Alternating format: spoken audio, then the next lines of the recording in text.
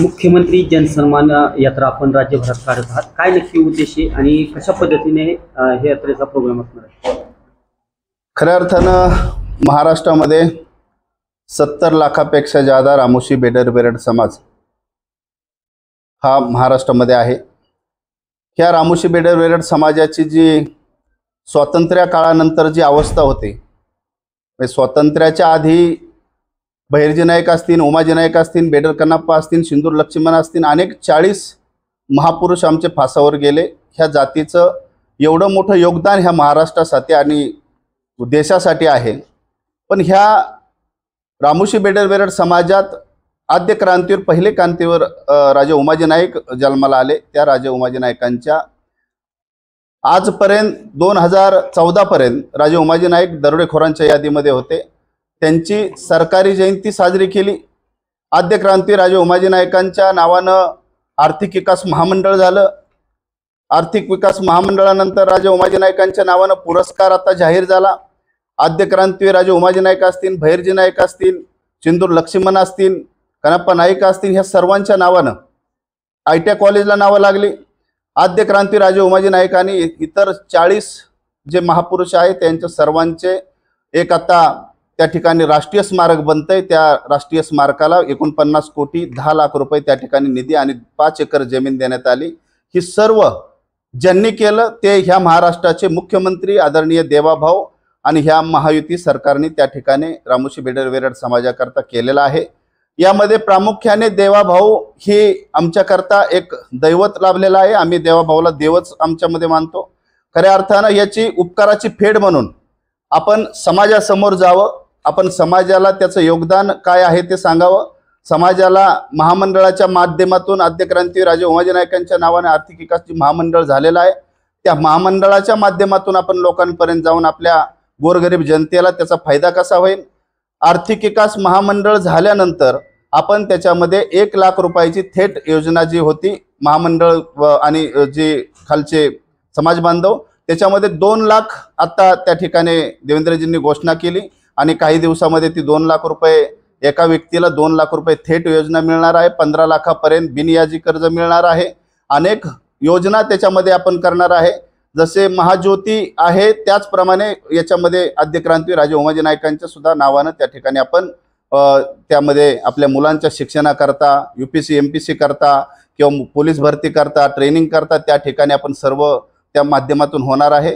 हे करत असताना रामोशी बेडर बेरड समाजाक पहिल्यापासून एक इमानदारी आलेली आहे आणि त्या इमानदारीची जाण म्हणून आमच्याक धन दौलत ह्या सरकारकरता किंवा या नेत्याकरता देण्याकरता नाहीये, पण आमच्याक इमानदारीने समाजापर्यंत जाणं, समाजाला सांगणं आणि त्याचमुळं धन्यवाद मुख्यमंत्री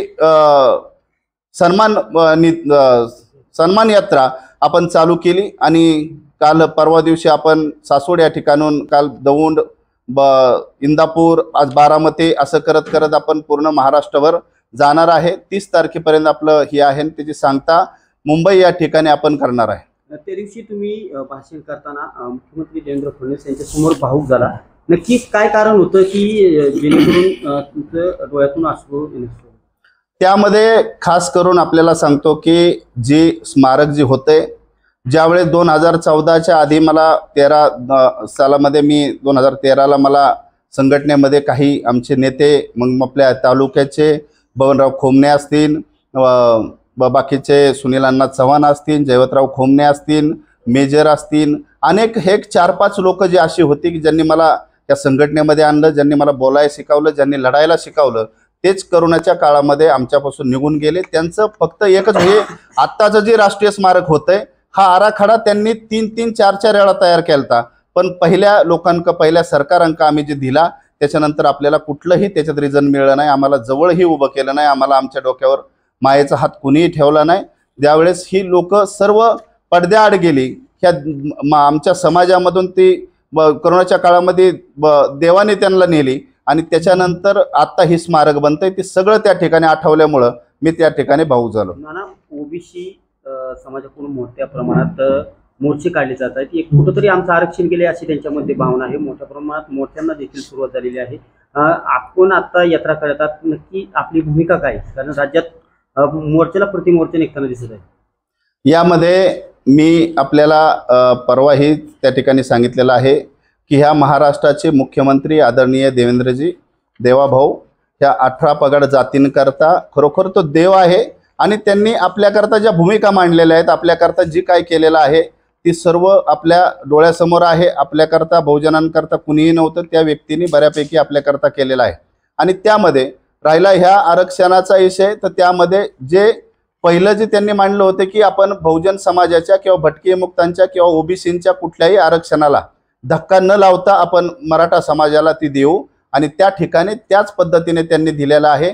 मला तरी असं वाटतंय की याच्यामध्ये माझा एवढा मोठा अभ्यास नाही, पण जेवढा मी अभ्यास केलेला आहे याच्यामध्ये ओबीसीला काही घाबरायचे कारण नाही, ओबीसीला कुठलाही धक्का लागलेला नाही. त्यामुळं माझा विश्वास व माझ्या बहुजन समाजाचा विश्वास देवेंद्रजींवरती आहे. याच्यामध्ये काही जे वरिष्ठ नेते आहेत ते त्यांनी त्याच्यामध्ये अनेक अभ्यास केला असं मला वाटते, पण त्याच्यामध्ये मला तरी वाटतंय की या ठिकाणी तशी भीती आपल्या मनामध्ये निर्माण व्हायला नाही पाहिजे. कारण आता इलेक्शन आलेले आहेत. सगळ्यात मोठी भीती आपल्या बहुजन समाजापैकी ओबीसी समाजाला ही आहे की आपल्याला जी काही दिवसाच्या आधी किंवा काही वर्षांच्या आधी आपल्याला जे हक्क मिळालेले आहेत, मग आपण सरपंच होतोय, त्या ठिकाणी ग्रामपंचायत सदस्य होतोय, आपण जिल्हा परिषद सदस्य होतोय, नगरसेवक होतोय, तो हक्क आपल्यापासून बाजूला आज जर कुणबी दाखले जर काढून घेतले तर तो हक्क आपल्याला बाजूला जाणार नाही. पण याचा अर्थ हा नाहीये की ह्याच आरक्षणाचा किंवा हेच मुद्दा पुढं आपल्या त्याच्यामुळं ज्यादा दाखले मिळू शकतात आणि सरसकट मिळू शकतात म्हणून आपण अडचणीत येऊ शकतो. पहिले कुणबी दाखले पहिले पण आहेत, प्रत्येकाला त्या ठिकाणी मिळत आहेत.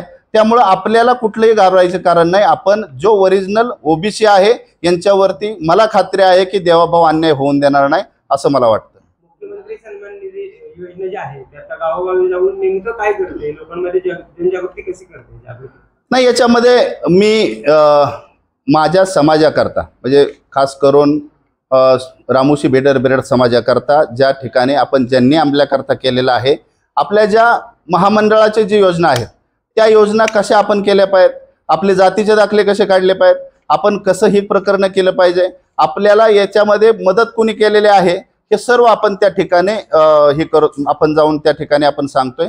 कारण मी सांगितलं की ही जी मी करत आहे ही मला वाटतं राजकारणाशी किंवा याच्याशी निगडीत नाहीये. माझा समाज आज एक मातीखाली गाडल्या गेलता. इथून पाठीमागच्या जेवढे सरकार आले त्या सर्व सरकारने आमच्यावरती अन्याय केला, आमच्या राजांवर अन्याय केला, आमच्या जातीवरती अन्याय केला. जे हजारो साल पहिले ही राजे होते, रामोशी बेडर समाज राजे होते, त्यांनी आज भिकारपती रामोशी जी झालेले आहेत ते पाठीमागचे सरकार त्याला कारणीभूत आहेत.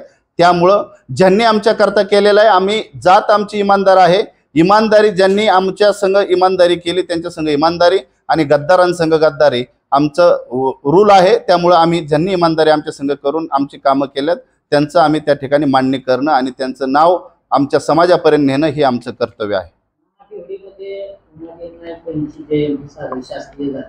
त्या जयंतीला उपमुख्यमंत्री अजित पवार हजर नव्हते, तुमच्याकडून त्यांना निमंत्रण वगैरे दिलं होतं? त्या निमंत्रण मी स्वतः त्या ठिकाणी निमंत्रण दादांना दिलं. काही आपल्या तालुक्यातल्या मंडळींनी सुद्धा त्यांच्यापर्यंत पत्रिका पोहोचवलेल्या आहे. सर्वच हा महाराष्ट्राचा कार्यक्रम आहे. महाराष्ट्रामधून सर्व समाज बांधव येतात.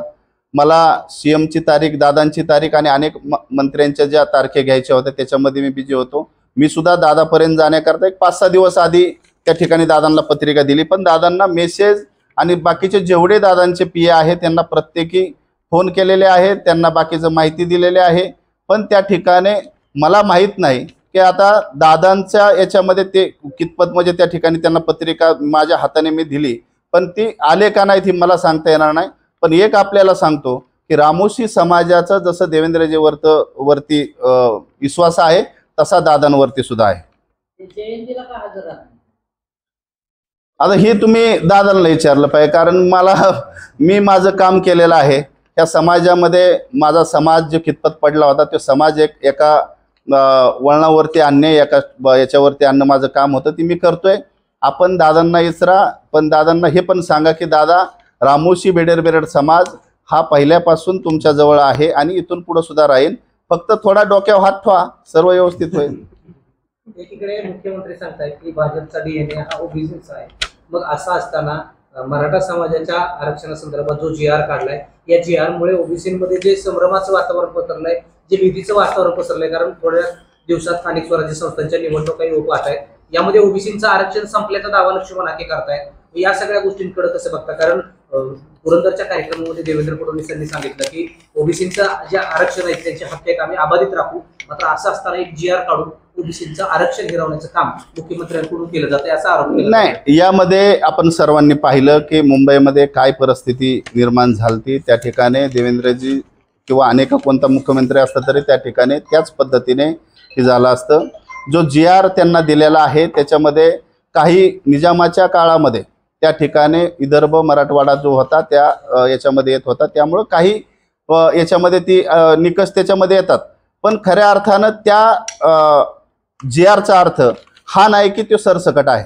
GR जो आहे आपण वाचला असेल की ती सरसकट कुणालाही ती मिळणार नाही, सरसकट कुणालाही ती होणार नाही. याच्यामध्ये पहिलेही जे कुणबींकरता जे निकष होते तेच निकष त्याच्यामध्ये आहेत, त्यामुळे ते काय अडचण नाही. आणि तुम्हाला मी या ठिकाणी एवढं सांगतो की त्या GR मध्ये जसं पाटलांचं जसं म्हणणं आहे की बा त्या याच्यामध्ये कुणबी आम्हाला याच्यामध्ये घ्यावं, तसं आम्ही अनेक वर्ष म्हणजे कर्नाटकामध्ये बेडर समाज हा ST मध्ये आहे, बॉर्डरवरती बेरड समाज हा HJNT मध्ये आहे आणि आम्ही HJNT मध्ये आहे. आमची तीच लढाई एवढ्या वर्ष आहे की आम्ही ST मध्ये आहे.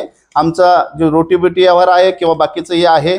आपण तो GR जर पाहिला असेल, जो GR आपलं जो निजामाचा जे गॅजेट आहेत, निजामाचे जे गॅजेट आहेत त्या गॅजेटमध्येच रामोशी, बेडर आणि बेरड आणि वाल्मिकी हा एकच समाज आहे.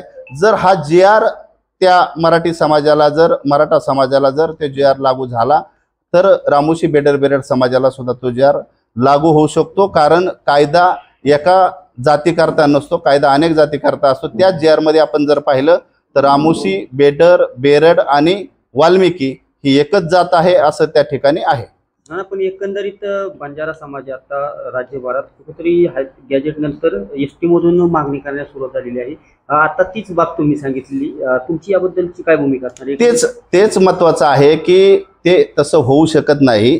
कारण ही कुणबीचे जे दाखले आहेत ते पहिले पण मिळत होते, फक्त त्याच्यामध्ये थोडंफार त्याच्यात काही त्या हैदराबाद गॅजेटमध्ये काय तरतूद आहे. पण पहिले जे दाखले मिळालेले आहेत त्याच्यात एक नुकसान सुद्धा मराठा समाजाची होऊ शकते की पहिले जे दाखले मिळालेले आहेत, पहिले जे दनादन ते दाखले काढलेले आहेत, तर याच्यामध्ये ते जर हे गॅजेट लागू झालं, हा GR खरोखरच जर त्या याला गॅजेटला जर हे झालं असेल तर 100% ती पहिल्या नोंदी सुद्धा कॅन्सल होतील.